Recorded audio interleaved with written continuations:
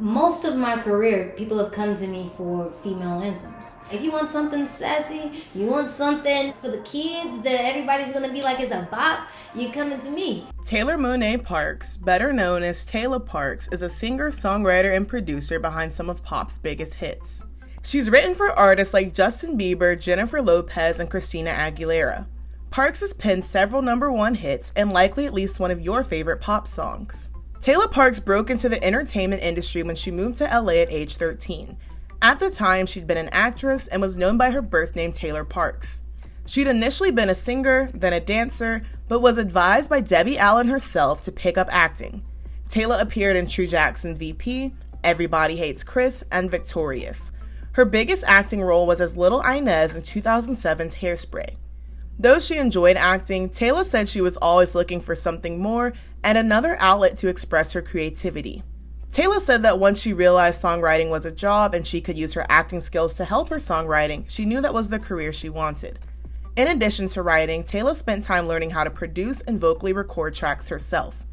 At the age of 19, Tayla signed as a songwriter to Warner Chappell Publishing, a subsidiary of Warner Music Group, which owns Atlantic Records. Tayla Parx originally just wrote for other artists, helping them pen some of their biggest hits.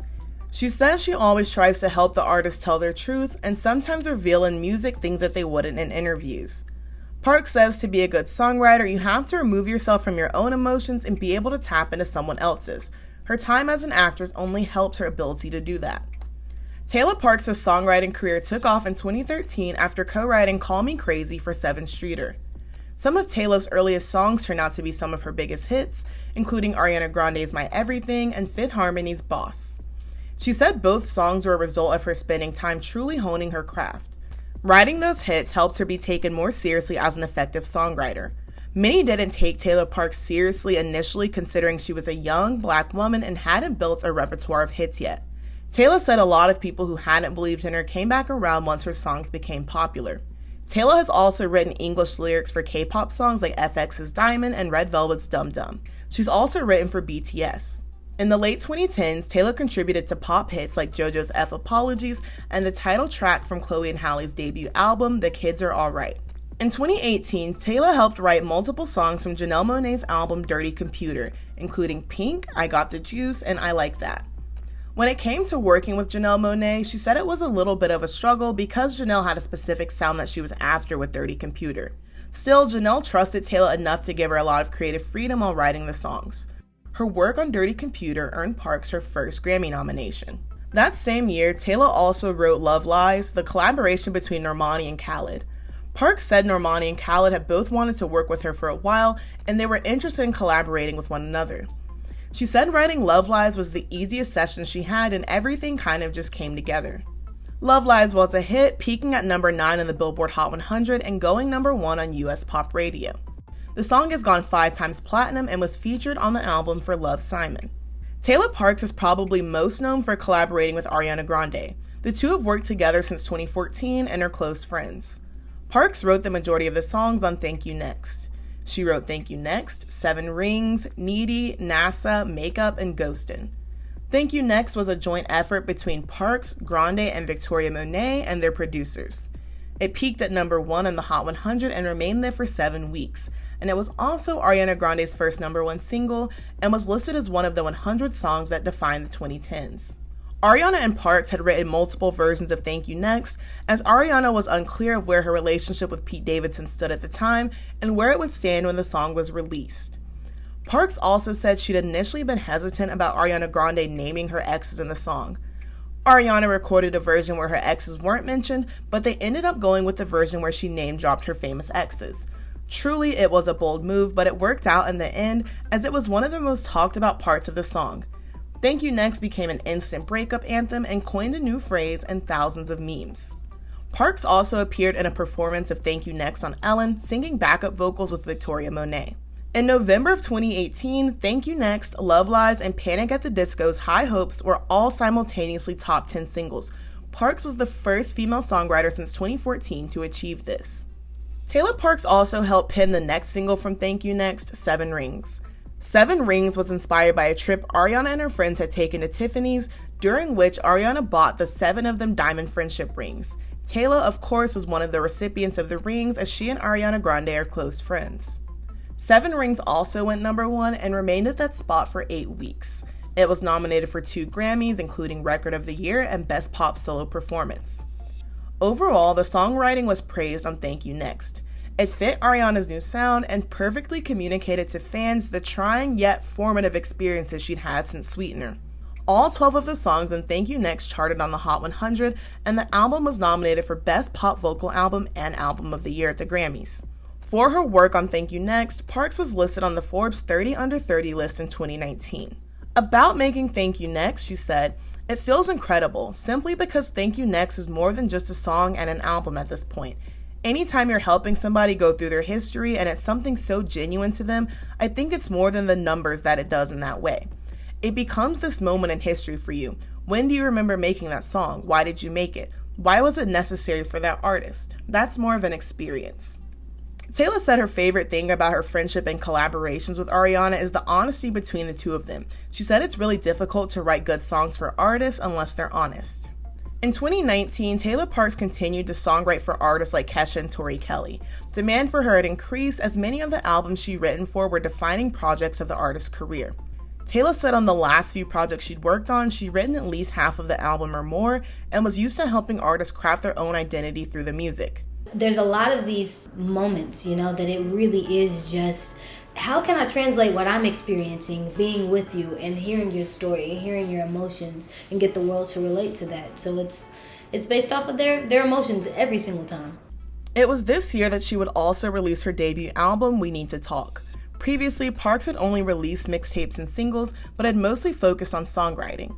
Now, aside from solely creating for other artists, she would follow in the footsteps of other songwriters turned singers like Julia Michaels and BB Rexa. We Need to Talk has themes of relationships and self-discovery.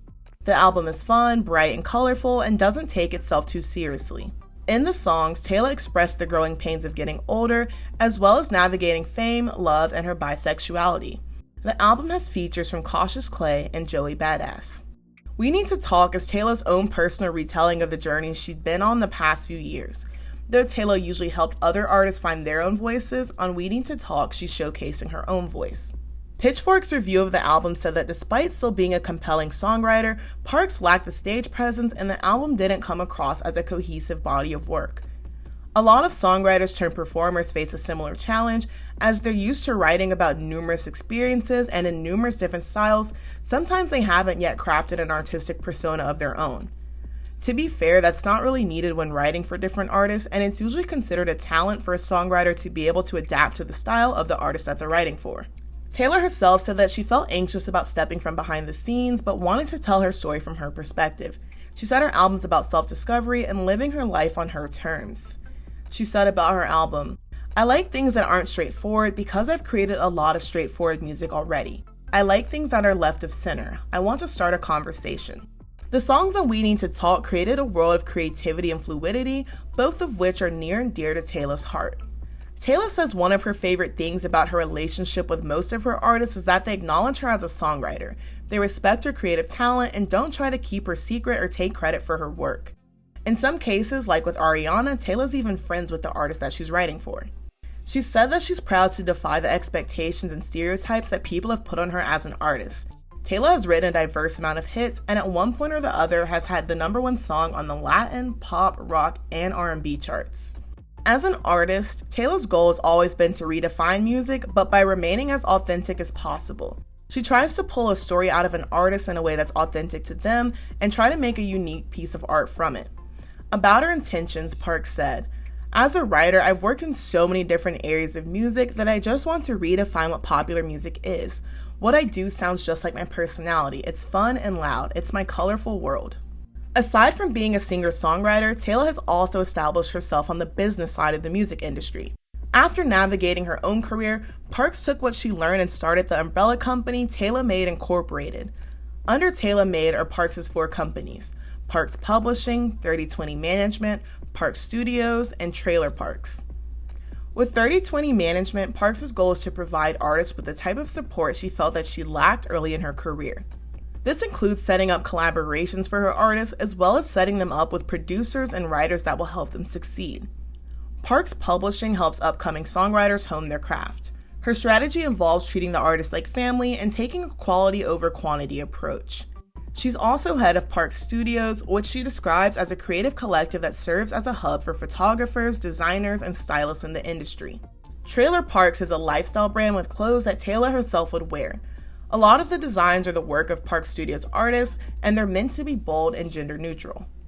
Taylamade Inc. is meant to provide artists with creative support, as well as remind them that they can remain in control of their creative work.